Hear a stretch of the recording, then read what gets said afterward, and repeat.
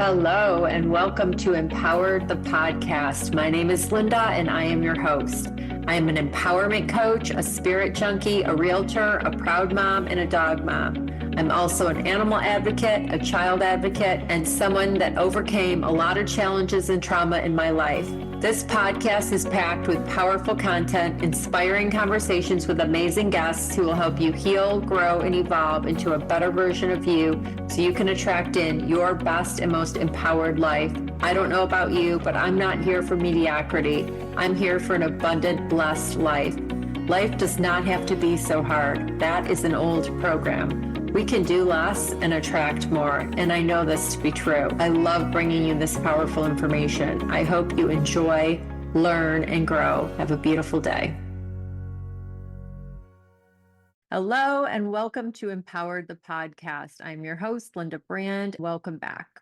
Today's guest is an artist, a writer, a philanthropist, a life and abundance coach. She's a mentor, a mother, a wife, and has such a colorful, beautiful story to share with us. She was an actress at 17 years old. She was a model. She started her journey of self-development in 2008. She changed her whole life, and she's dedicated the last 15 years to empowering people, especially children and women. She has also written children's books, and she has a journal and some other books and a wonderful podcast called Don't Shrink to Fit. And I'm super excited to talk to Claudia Bernstein, and we're going to dive in. So welcome, Claudia, to the show. Thank you for being here. I'm so excited to talk to you. Thank you so much. So tell us about your journey. You have such a rich past. You were born in Peru, and now you're here in the U.S. And where are you in the world? I am in Las Vegas. I have been living here for 30 years, but I lived first in Miami for a couple of years. Okay. And then my husband at that time got a contract to do a show here in Las Vegas, so we moved. And all my girls have been born here. So a big change right from the get-go. Yes. What does your husband do? He passed away like 4 years ago, and he used to be an entertainer. Oh, okay. I'm so sorry. So tell us about your journey. So you started out as an actress. You were a famous actress in a soap opera that over 37 countries. It was kind of like I don't believe in coincidence, but something that it was not planned. I was going to my acting classes actually, and a producer saw me through a window and offered me a movie. I went home, I told my mom, and my mom said, out of the question, you're not doing that. At that time in my country, being an actress wasn't something that people see a positive thing. It was very much a cultural reaction. And so she said, no. So I called him. I said, my mom doesn't want me to do it. I was 17 years old. So he called me back like a few months later, and he offered me a soap opera. And I was like 4 months before my 18th birthday. So I recorded a soap opera for 4 months or so without a contract. I keep saying, I'll bring it tomorrow, bring it tomorrow. And behind my mom's back, she thought I was still going in the afternoon to my acting lessons, but I was going to the studio to record. And then she found out when the soap opera actually aired. And it was That's, oh my God. Oh, wow. That's good. That's hilarious. Oh my God, that's funny. So you wanted to be an actress. You were in acting classes. I was in acting classes because I loved the sisterhood. I loved the group. I loved to improvise. It was never in my head, I want to be a famous actress. It was not something that I would tell people, I want to be an actress. No, it was presented to me. I actually first started going to these lessons because they had a mime, like the mimes. Yeah. So they had mime lessons, and I was fascinated with that. So I started taking different classes, to talk in front of an audience. I thought it would be interesting, but not with the idea that, oh, one day I'm going to be a famous actress. So what did you want to be? It was so funny because people ask me that. And when I was a kid, when I was really small, I wanted to be a nun. because I was going to school with German nuns, and I was fascinated with them and everything that they do. And I used to wear a t-shirt. I used to put a t-shirt in my head and flip it over so it would look like I was a nun, and I would walk around everywhere with that. I I love being around them, and I think it was more like I love the way they make me feel, so I want other Mm. people feeling the same Oh, way. So so I you wanted to emulate them, right? like you wanted to be a teacher kind of thing because they were your teachers, Yeah. right? And Okay. it kind of developed into that because after, I mean, I always took art classes, and then when I went to school, I went to study production, direction of TV and film, and everything was related with art. Yeah, So creative. it was Yeah, something that it was always calling me. beautiful. Okay, so I want to hear about the children's books. Where did those tell us the background, the backstory of what happened? So when COVID happened, um, a couple of kids that I knew hurt themselves. And that was the beginning of me thinking we should have something or give parents some sort of tools to communicate with the kids. So when they are in an age where they don't know how to express their emotions, they know how to.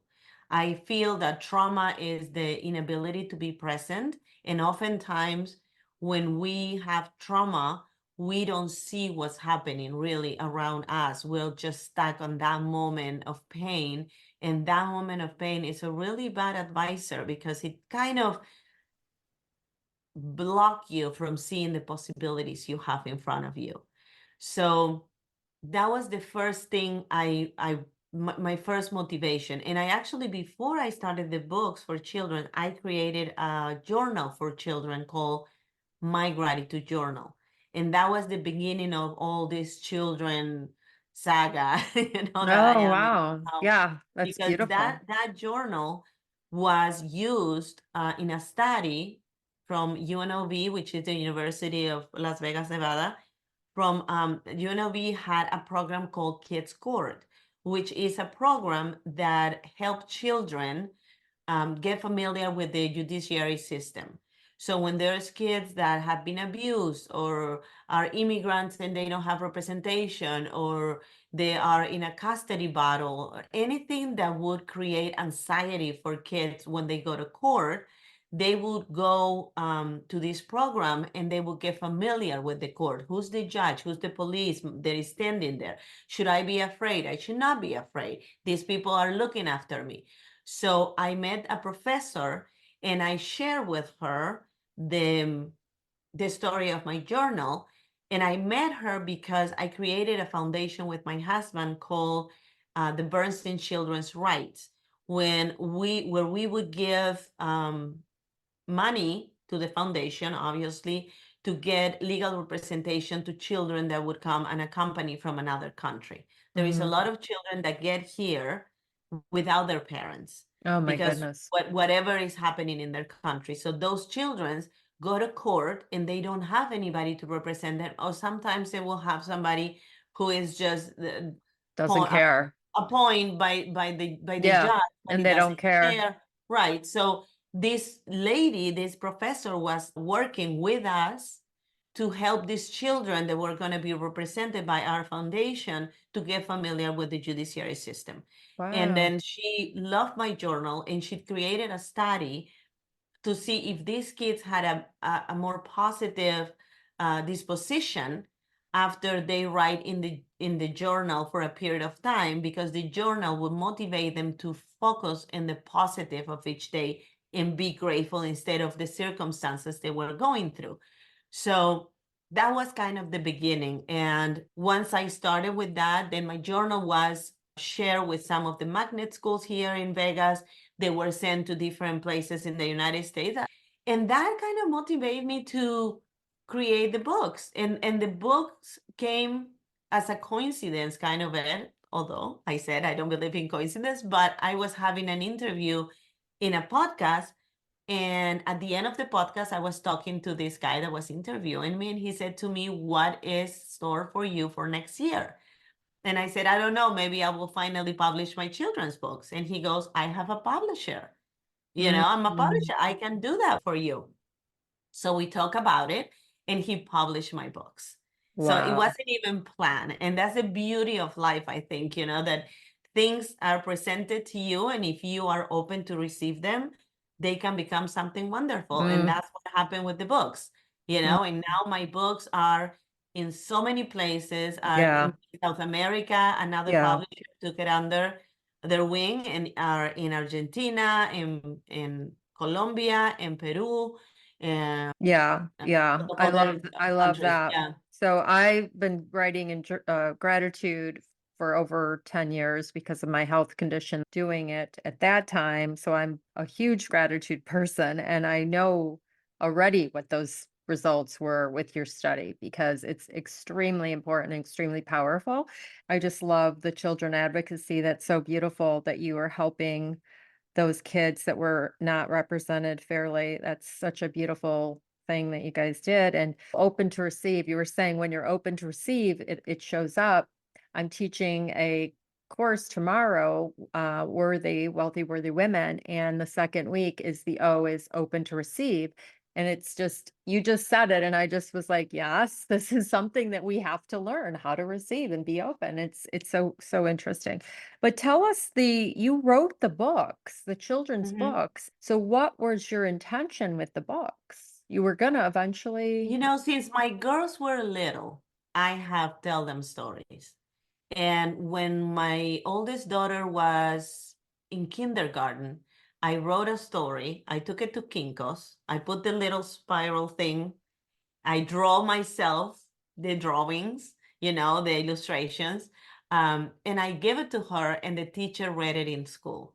And my daughter was fascinated with that. So I always like to write little stories for my daughters.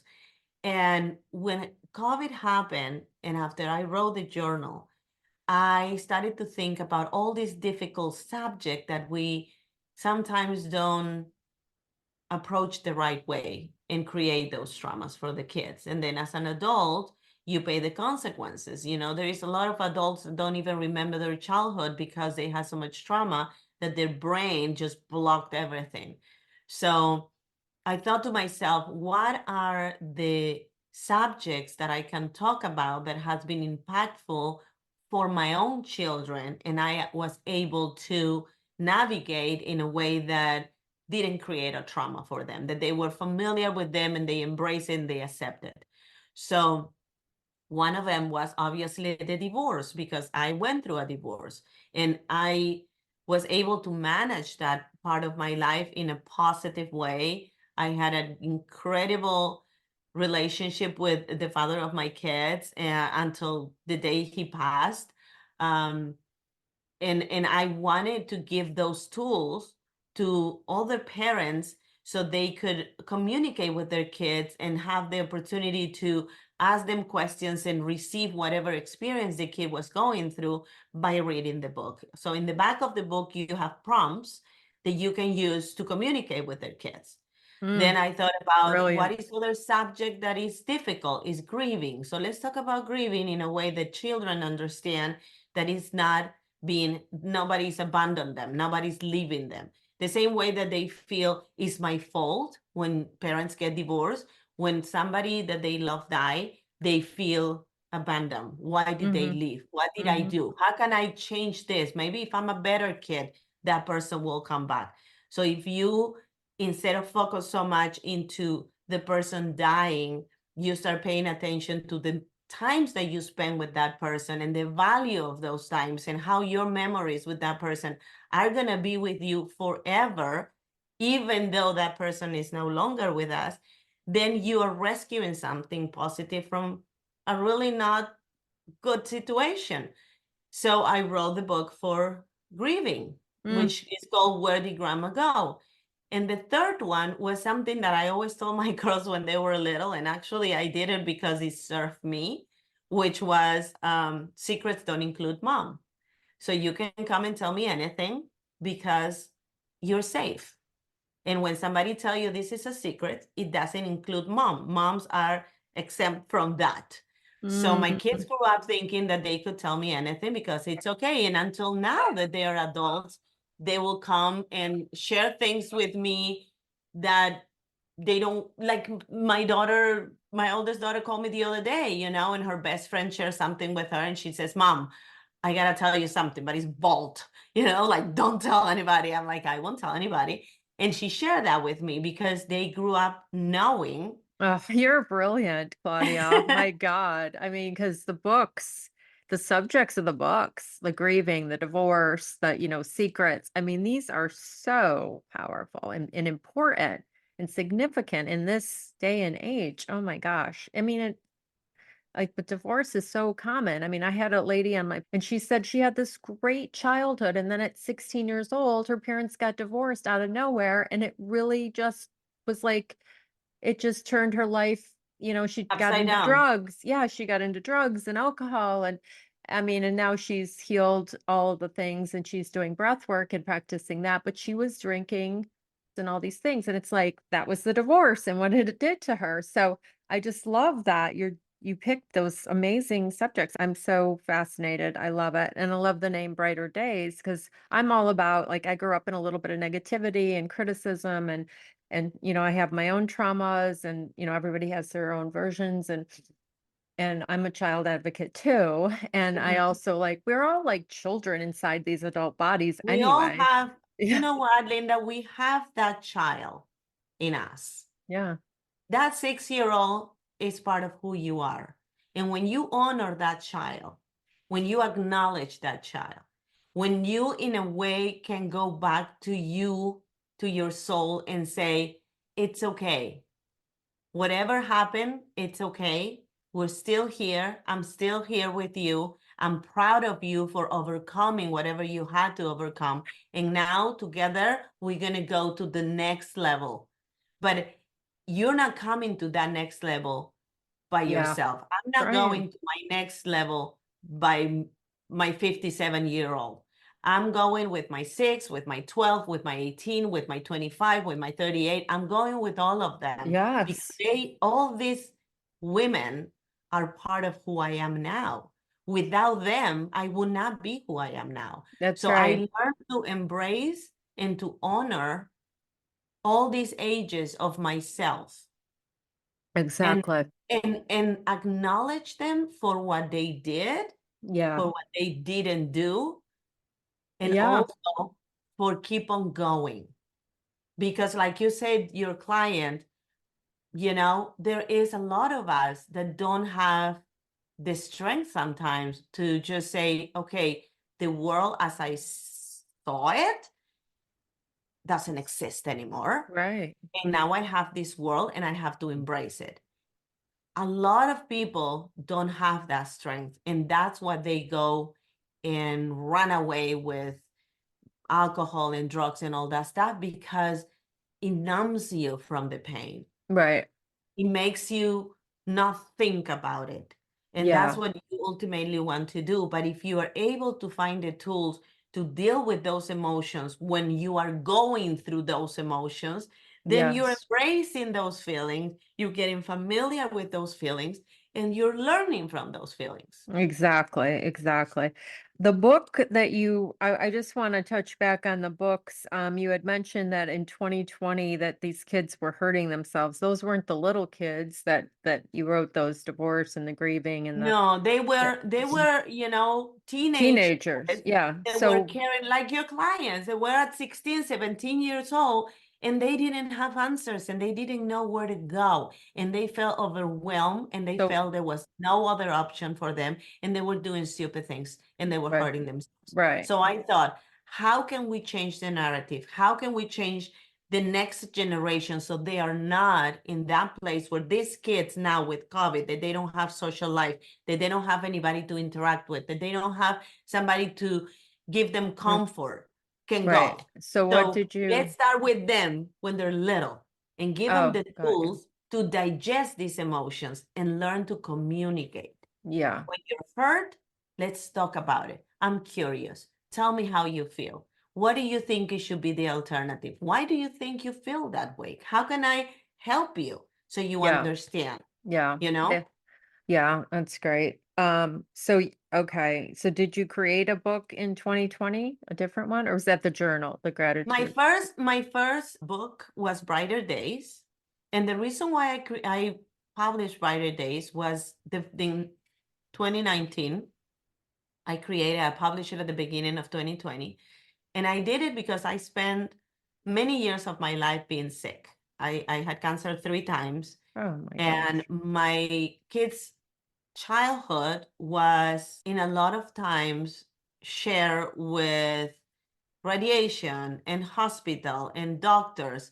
Oh my So as goodness. much as they became very resilient because they saw me getting up and go every time, um, they also grew up with the fear that my mom can die because they were very much in touch with mortality. So I wanted to write a book with a lot of lessons that I have learned in the event that I'm not around. So Mm, they can read that and they can share that with their kids and they can remember little times that we had together, that they were joyful times, but they left that with a lessons, with a lesson. So I wrote Brighter Days, which is 88 lessons for women, and oh, I talk about my journey. I talk about, everything from when I was a kid until, when I got divorced and I got married again, and things with my kids. So that was kind of like a work of love for my daughters. was it a memoir? Is it a teaching memoir? It is not really a memoir. You could say that they have some parts in the book that I talk about my stuff. My memoir is in the making. It's not published yet. I actually had a meeting a couple of months ago with a publisher that wants to publish that, and it probably will be done by in 9 months from now. But that wasn't a memoir. That was a book um, with anecdotes, Mm, yeah. and lessons. Yeah, nothing's what it looks like. I just want everyone to hear this one statement I'm about to make, which is nothing is what it looks like. Because I look at you and you're so beautiful and you show up so amazing. And I would never have guessed you struggled with cancer or sickness for a year, all of that. Like it's nothing is what it looks like. I mean, it's just incredible. I want to go to 2008 when you started into the self-development. You were at an emotional intelligence. Yeah, That's where your kind of journey switched into the life coaching and all that. Yeah. yeah. Tell us I about I that. was in a moment in my life where I didn't really like myself. And it's funny, Linda, because as you say, nothing is what it looks like. People would look at me and they have looked at me my whole life and think that I have it all figured out. And it's just the way I show up, right? It's my defense mechanism.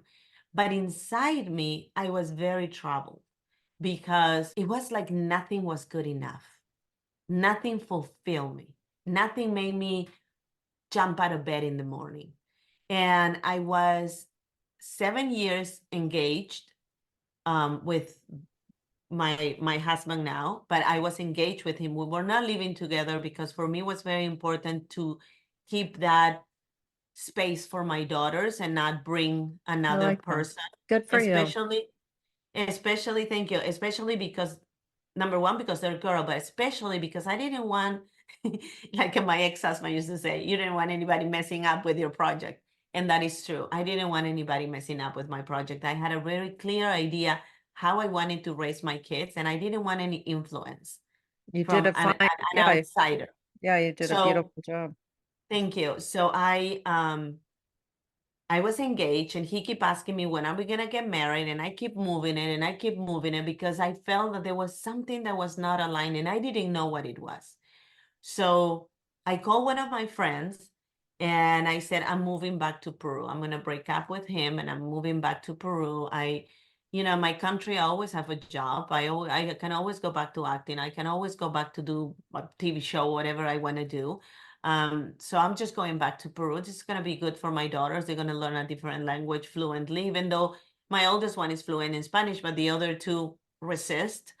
So I was about to do it, and she said to me, okay, I hear you, but let's go to this emotional intelligence seminar. It's like a conference kind of thing. It's 2 weekends.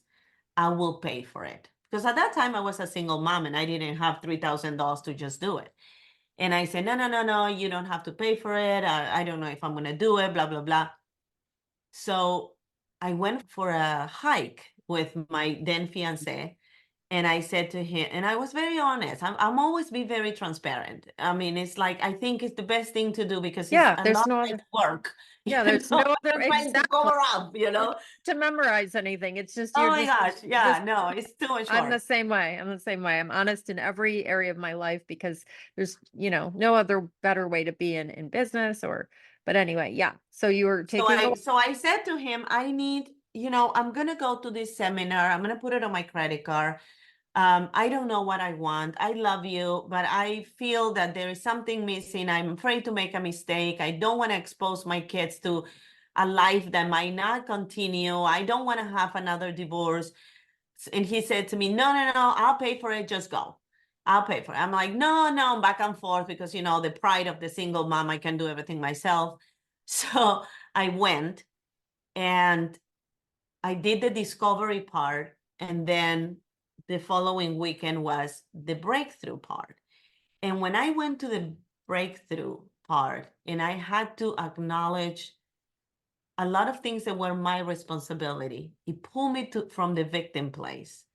And it pulled me from the victim place in a very raw way where I have no more excuses. And when I graduated, because after that I had to do a leadership that I didn't have to, but I wanted to do a leadership. And that's what actually the coaching was like so clear to me. This is what I want to do. I want every wow. woman that I to go through this project. But the funny thing, Linda, was that since my daughters were little, I tried to portray this together, strong, I don't need anybody image. Because for me, that was what I needed to be for them. And when I graduated, I asked for the microphone, which is unheard. I don't do that. I let everybody else talk and I listen. I don't give me the microphone because I always believe that if I talk all the time, I'm not going to learn anything. I need to listen to other people so I can learn. So I grabbed the microphone and I thanked everybody and I started to cry.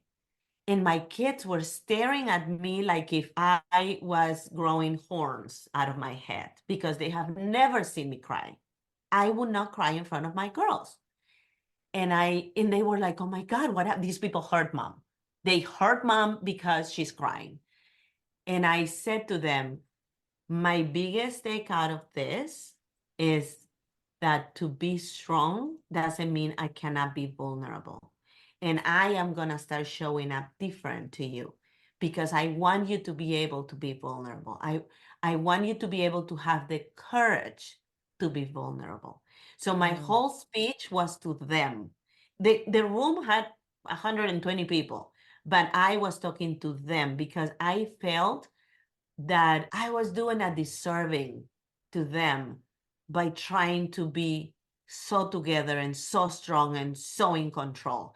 Right. And But the you minute had, that yeah, you I, had good intentions. I mean, you had good intentions to but I be was doing it strong. wrong. Right, I was doing right, it wrong. right. And you know It's what? In one of the ingredients to learn is to be open to accept, and it was a life-changing situation for me and experience. And after that, I'm like, I need to train, I need to learn, I need to learn tools that can serve me to be a better woman and a better mom and a better sister and a better friend. I apologize to my fiance for not allowing him to be there for me because a lot of things that I did in that engagement and a lot of things that didn't go my way in quotes was because I wasn't allowing him to be there for me right. because I wanted to do everything myself. You weren't open to receive. You I were wasn't blocked. open to Yeah, receive. yeah. Yeah. So, so who ended up paying for it? We all have to know. We want to know. Did you Oh, let he paid for it. He you paid let for him it. pay for it? Okay. Yeah, no, he paid for it. And he says, And and you know what? I'm going to tell you this. At the beginning, I said to him, okay, you pay for it and I pay you back. And one of the things that I learned in that retreat or conference, however you want to call it, because it was 100 days, so it was long, was to receive. I wasn't able, Linda, to receive a compliment. Like people will come to me and say, "Oh my God, you're so beautiful," and I go, "It's okay." Like I will brush it off. "Oh, I love your dress. Oh, this thing, $14." I will Right. minimize. Right. I would never embrace whatever people had to say to me, because in a way, I didn't believe I was deserving of it. I didn't believe that what they were giving me, I should accept because I deserve it. It's okay. It doesn't make me less if I Yeah. receive. We have a lot So, in common. We have a lot in common, I feel, because you've been on the self-love journey for a long time because you had, yeah, same. I have the same situation. Always strong. My mother never cried. I probably saw my mother cry once in her my entire life, once or mhm, twice, never as a child. But I'm just saying that um the strong, showing up strong. So I'd love to go. It just came to me while saying those words. I'd love to go into the spiritual stuff. Like, where were you spiritually when you were putting everything on your shoulders and you were raising these kids? And then so you were a single mom, divorced, you met your fiance. Oh, and I also want to know where you met your fiance because that's so curious being a single woman. But so tell us about your spiritual practice, like prior to, like, you went through all these things and you were this strong woman, and then you went to the workshop and they kind of I went to a workshop too that did similar, but like, so they basically breakthrough the whole thing where you realized all these things. It was such a gift that your friend introduced you to it and encouraged you. It changed your life. I mean, you could have, had you not gone, you might have went back to Peru, broke up with this guy, your whole life would be yeah, completely my different. life would be totally different. And I don't think really that I was anywhere spiritually. When I was young, I was very curious about religion. And for me, spirituality was religion when I was growing up. I Right. mean, I went to a non-school, so that Right. Oh, was that's it, right. right? But then when I was a teenager, I was very curious about other religions. So I will go and hang out with the Krishnas and learn from there. I would have friends that were Mormons, and I was like, take me to your church. I want to learn. I want to see why you are a Mormon, what pulls you to be in this community. Or I had Jewish friends and I'm like, I want to go to temple. I want to learn about this. So I was always very curious about spirituality, but I never really practiced it. Right. And when I became a single mom, I didn't have time to go to the bathroom, let alone meditate.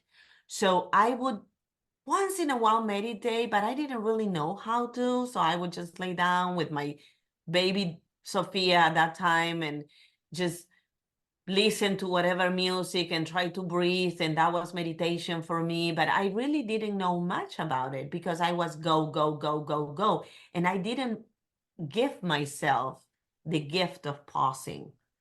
It was always one thing after another one. And that was my life. And for my kids was fun because it was never a dull moment. But for me, it was exhausting, Oh, yeah. you It's know? exhausting. So to your other question, I was the chef concierge of a high rise. And as a chef concierge, I had to organize the life of all these very wealthy people that were living in the high rise. Um, and I had this lady that I used to hire. She was a hairdresser, and I used to hire her to come on the weekends. We had a beauty salon in the high rise, and she would come and do the hair of the residents there. But I never met her, and we were friends for like 2 years that I would call her and say, "Hey, Karen, I have Mrs. Whatever that wants you to do the hair." "Oh, yeah, whatever." And she would come on the weekends, but the weekends were my kids' time. So I was never on the weekend. One weekend after those 2 years, we had an event, and the kids were with their dad. So I went to work the event, and coincidentally, she was there. So I called her and I said, "Karen, I just want to tell you that I am in the tower. If you want to say hello, I'll stop by." She goes, "My gosh, come. We've been talking for 2 years in the phone. We don't know each other. Please come." So I went up there and she looked at me and she goes, "My God, you're gorgeous. You're Just like, okay, yeah, thank you, bye. Because that was me. Like, don't tell me any compliments. I don't want to hear them. Don't know how to handle them. And she goes, you need to meet my friend Eddie. And I'm like, oh, no, no. Don't try to set me up with anybody because I don't have the time. I work from this hour. I had like 3 jobs. No, I don't. I have my own business doing, baskets for Mary Kay, and then I had my full-time job, and then I work in different things. So I was super busy, and my life were my kids. I didn't have time to date.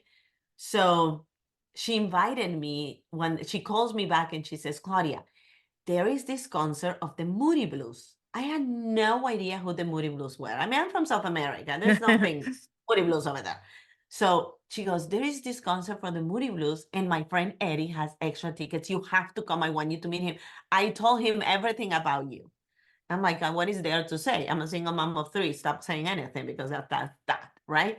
So she's like, no, you have to meet him. You have to meet him.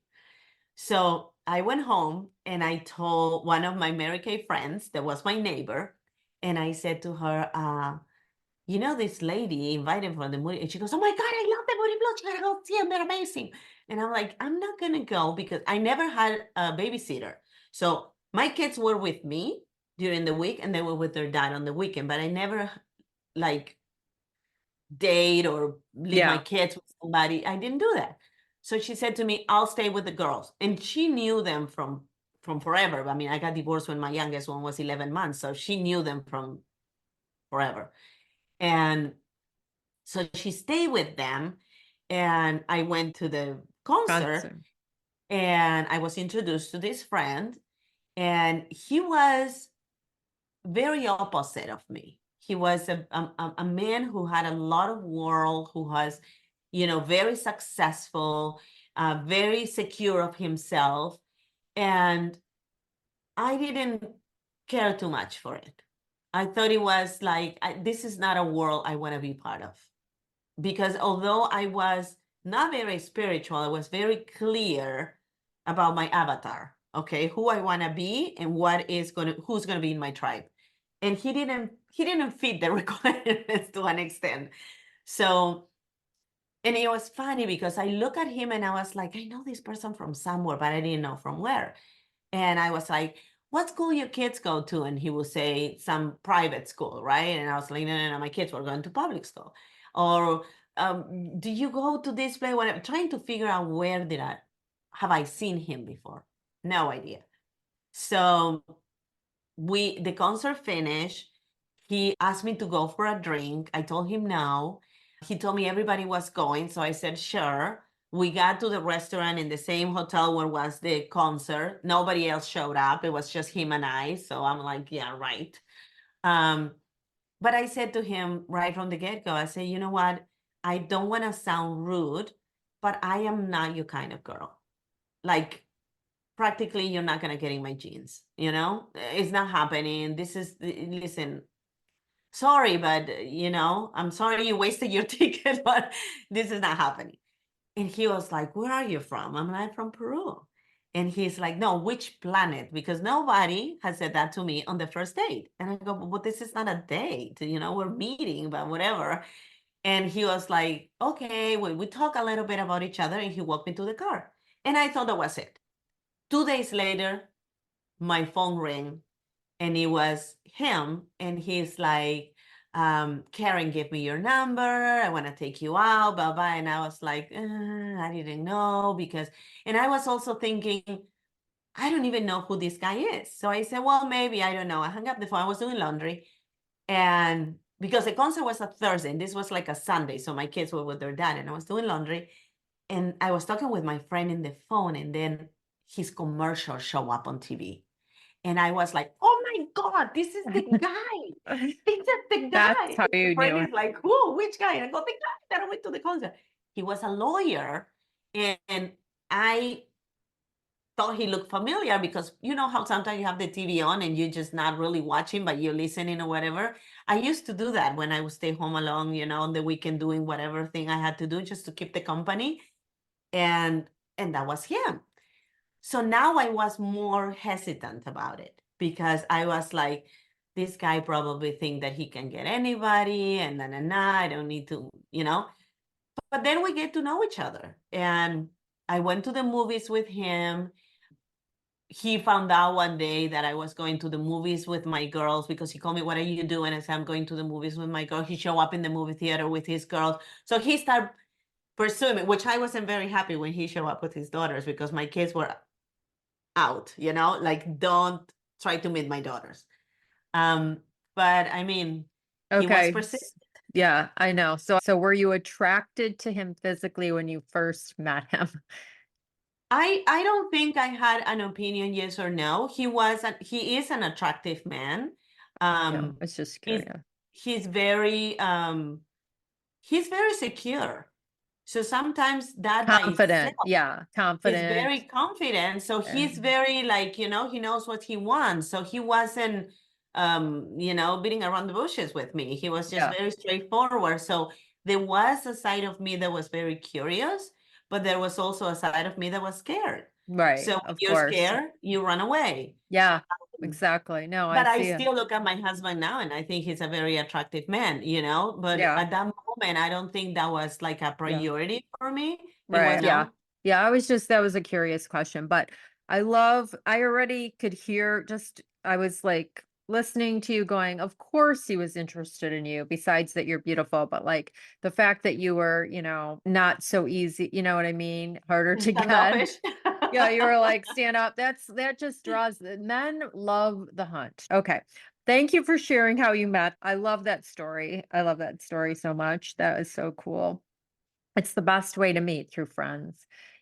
So I want to hear about Don't Shrink to Fit, where the name came from, because I love it, and about your podcast. And yeah, tell us about that. Something else that came to mind. I want to go backwards a little bit to the cancer stuff. Just were you a single mom with cancer? Like who helped you? Like how did you navigate? The first time that I had cancer was in my thyroid, and I was not a single mom, but I separated a month after my surgery. Okay. I, my husband at the time made some choices that I was not aligned with, and I Okay. decided this is not for me. And I asked him for a divorce. And my daughter was 11 months old. So Mm, it was tough. My second cancer, I was totally a single mom. It was an angel between my heart and my lungs. And he was very supportive. Like he would take the girls because I had extremely high doses of radiation and I had to be in the hospital for long periods of time. So he would help with the girls. We had really a great relationship. I mean, I was his roommate for a period of time. I moved to his house and I live in the guest room for like a couple of months when I was in between places. nice, So, nice. Well, that's wonderful that you co-parented, that you were amicable, that you got along. I mean, that's so huge raising children. And then mhm. supportive and helpful through your health. That's incredible. Um, let's see. So you were single part of the time through your treatment. Then there was a third time you had I mean, you're The clearly a third time I miracle. was already with my husband. I got Okay. pregnant. Okay. I didn't talk about that pregnancy for years because I was nobody's business and we didn't have podcasts at that time anyway. But it was like maybe 14 years ago. And I got pregnant and I woke up in the morning and the bed, I had lost the baby. So Sorry. I actually got up, I went to the bathroom and I came back and my husband said to me, "I think something is wrong because there is a lot of blood." And Which husband is this? my current husband, Okay. and because that was the third time. So we went to the doctor and they told me I have lost the baby. I wasn't pregnant anymore. And when they did the ultrasound, they saw that I had cancer in my uterus. Mm, So they needed to have a hysterectomy. So it was a mm, double bed. That was a really hard part of my life because I love to be a mom and I was very excited about having a baby. Although my youngest one was like, I don't know, 10, probably 12 years old. And so it would have been starting over, but I was very happy about it. And Mm, knowing that I lost the baby and knowing that I never was going to have another baby was very traumatic for me. mm-hmm. Sorry So, about all that. yeah, thank you. So they removed my uterus and they removed 1.5 ovaries. So I wouldn't have the menopause so strong at such a young age. Um, and that was that. And knock on wood, Mm-hmm, it mm-hmm, hasn't come back. After that, I did a bunch of tests to see if it was generic because my sister got breast cancer. So I wanted to make sure that my uterus cancer was not related to that and I didn't have that gene and blah, mm-hmm. blah, blah. And everything came out good. So, I mean, that was a period of time Yeah. and I never had it again. Wow. You've been through a lot. That's incredible. So what happened to your first husband that passed away? It's so He wild. had a stroke. Oh, oh He my had a gosh. stroke and then he was intubated for 12 days. And then the neurologist said that his brain, even if we bring him back, his brain was gone. Oh my So God. Wow. How old was he? let me think, 57? Oh my gosh. Young. How did your girls handle? I mean, well, you had the My book, the girls, grieving book. yeah, my grieving book is dedicated to my kids. Um, so they know that no matter what, and if you see it, and I don't have it here next to me, but if you read the dedication, it says, so you know that your dad is always with you, no matter what. Mm, This is funny because in a way, like I told you at the beginning, my kids were always very aware of my mortality. So in a way, life prepared them to lose an important person in their life. When when he died, when he passed away, my oldest daughter said to me, I thought it was going to be you.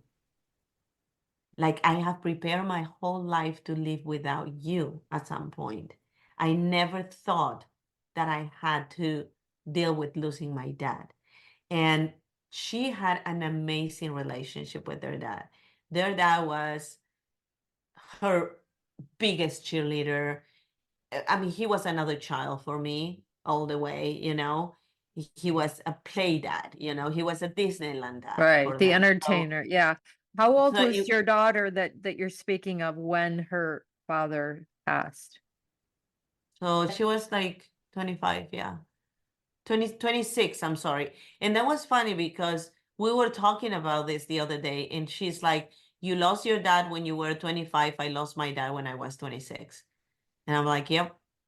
I Oh, lost my wow. dad when I found out my dad passed away when my oldest daughter was born, and I called him to tell him that he was a grandfather, and he had passed away 2 days before, and nobody said anything to me because I was so pregnant, and they knew I was gonna probably jump on a plane because he was in coma for a week. Mm. Like, why was he in a coma? What happened to him? He Just, was he was he kind of had like an overdose of anesthesia and his heart stopped. It oh, was a malpractice. did So you, did you have a good relationship with your parents? I had an amazing relationship with my dad. My dad was extremely brilliant. He was a Oh, journalist.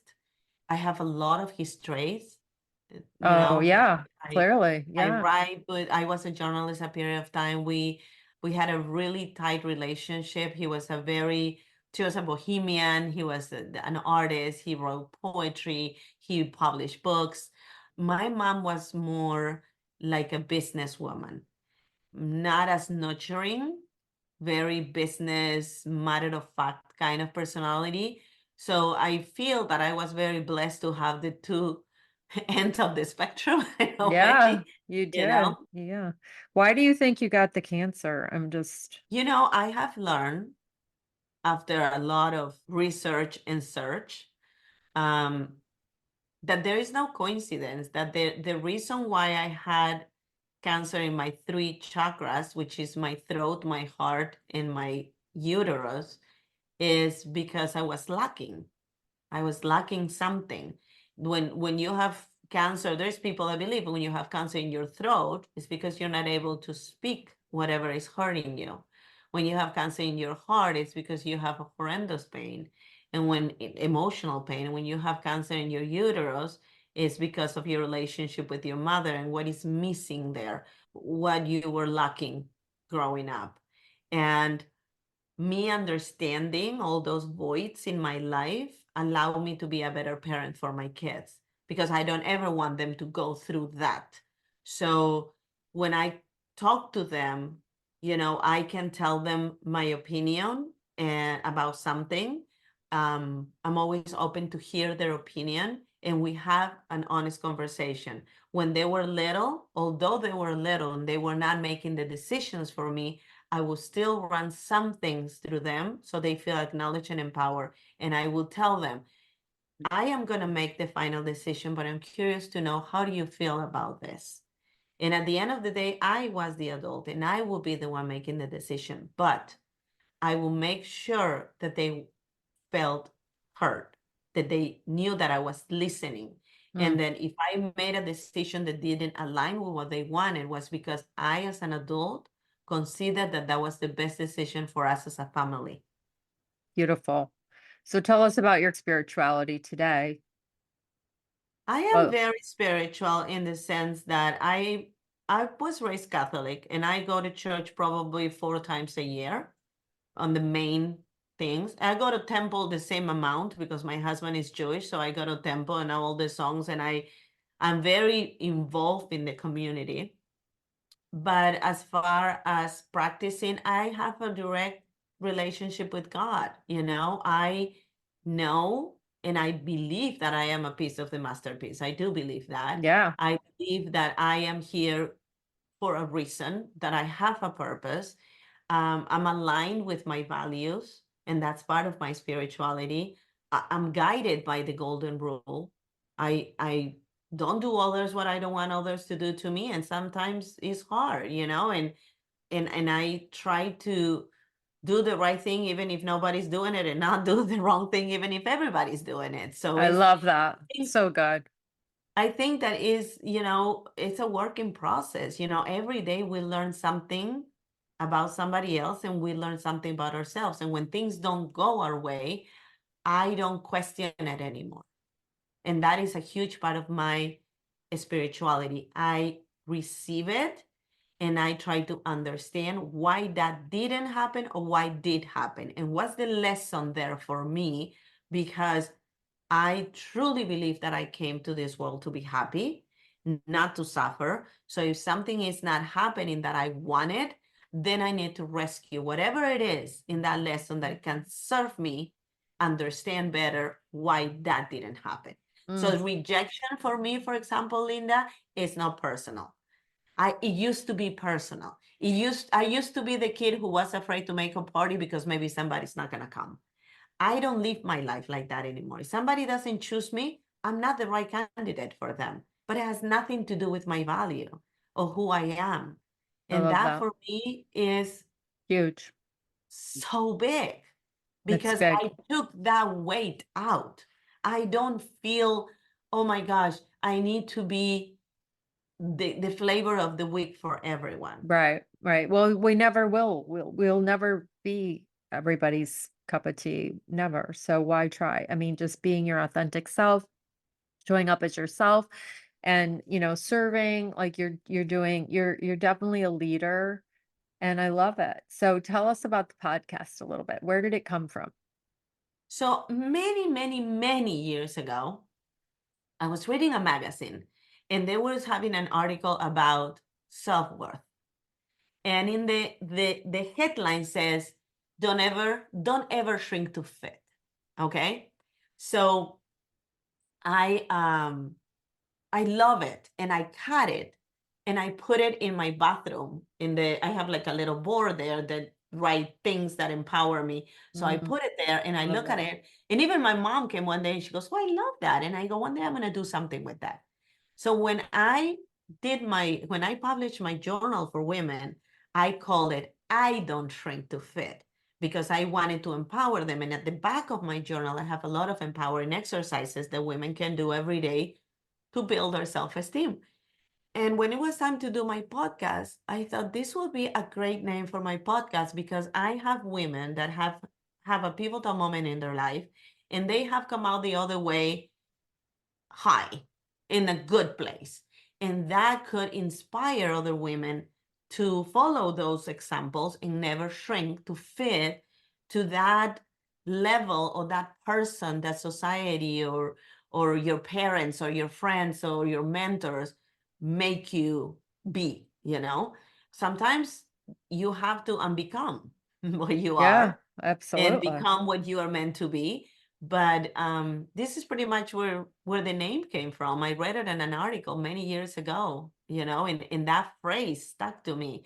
It talked to me, you Yeah. know. Yeah. So I was like, I like this. And many moments in my life I have shrunk to fit because that's what we try to do. We try to be liked and feel loved and feel accepted, you know, but we'll do it from the outside on. And that job starts within.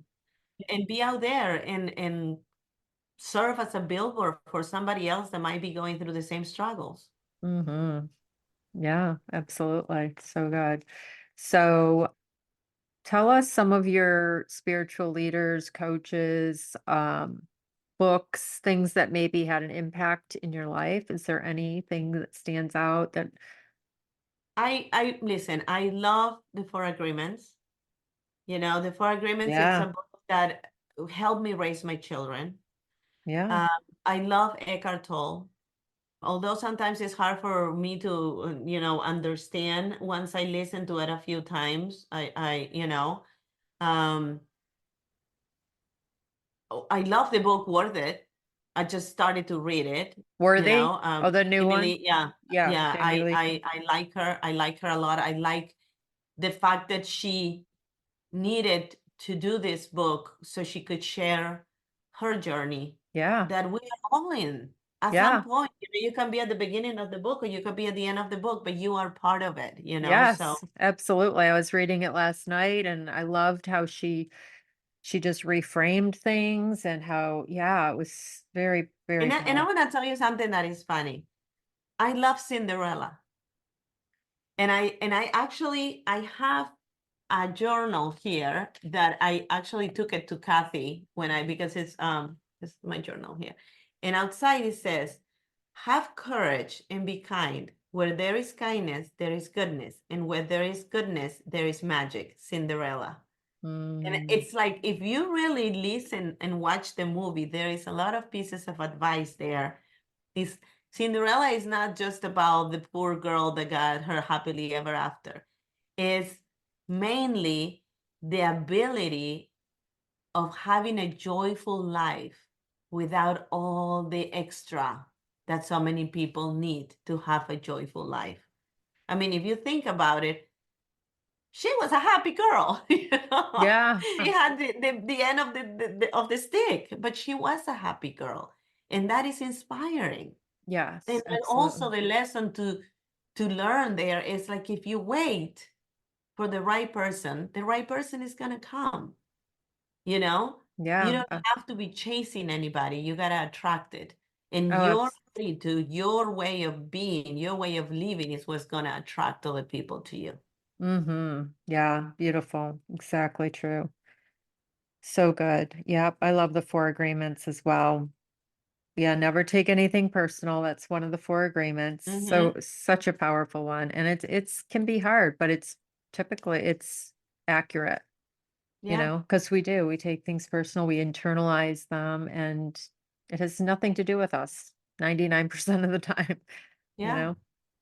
yeah. So very good. Wonderful. Is there anything else you want to share I coming have a up? retreat coming in this fall. Um, I'd like to do retreats to empower women. I think sisterhood is very powerful. How to choose your tribe is extremely important, who you have around. I do believe that we can only fly if we embrace each other. And when women start realizing the power they have within and how big of a force we are when we are together, I think the world is going to be a much different place in a few years from now if we start doing the work. So Exactly. I love to have retreats. I'm having a mini retreat on April 20th in my house. I'm almost sold out. But I have another one, a 3-day retreat coming on the fall. If they go to my website, which is my name, ClaudiaNoriegaBernstein.com, um, they can learn more about the retreat and register and save their spot and apply. And, I have guest speakers, I have facilitators, I have breath work, I have sound baths, I have different things every day that help us go in deep where Hmm. everything is kind of settled. So that's pretty much what I do in the retreats. I love to hold space for these women and I learn a lot from them too. So Oh that's yeah. my high. Yeah, it's a win-win. I know. I'm creating a retreat in Sedona, Arizona. I'm super excited. How long have you been hosting retreats? Many years. But I have not done a 3-day like this one. I have done one day, I have done afternoons. This one is something that I was gonna have in April, but I broke my foot. So Oh, since I don't know if I'm gonna have a surgery or not, I decided, I can, even if I have a surgery, a half of a day I can handle. But if I have a surgery, walking around and doing all this stuff, it wasn't the right time to do it. So I postponed it to mm. after the summer. We'll put your links to the website in the show notes. So, Thank you so much, Linda. yeah, this has been such a beautiful conversation. I loved getting to know you. Nothing's what it looks like. And we'll have them check out Don't Shrink to Fit. And my episode is coming out soon, right? Yes, yes. And all my books are in Amazon too, or they can buy them Oh, on my website. My website, I have packages, like you get a hat or you get a sweatshirt with affirmation. If oh, they go to wonderful. my website, they get 30 days affirmation for free. I mean, I have a lot of freebies. I think it's important that, you give, you pay Yeah, forward. yes, so true. When you give, you receive. When your hands are Mhm. closed, you can't receive, right? So you Mhm. have to have an open hand. I love that. Yeah, I'm gonna check out your journal or the one with the maybe it's better days, best days. What is it? Brighter days, yeah. Brighter days, brighter Yeah. days. Yeah, that sounds really interesting. Thank you. So thank you so much for being here. This was amazing. Thanks for listening to today's episode. It means so much to me that you're here. I know you have many options of things to listen to. If you did enjoy today's show, please share with someone you think would benefit. I would love to grow this audience and help as many people as I can. Also, leaving a review means so much to me. I would love it if you could leave a review. I hope you have a blessed day and live empowered. If you're looking for a coach, lindabrandcoach.com. You can find me on social media, Facebook, Instagram, LinkedIn, TikTok, all the places. Take care, everybody.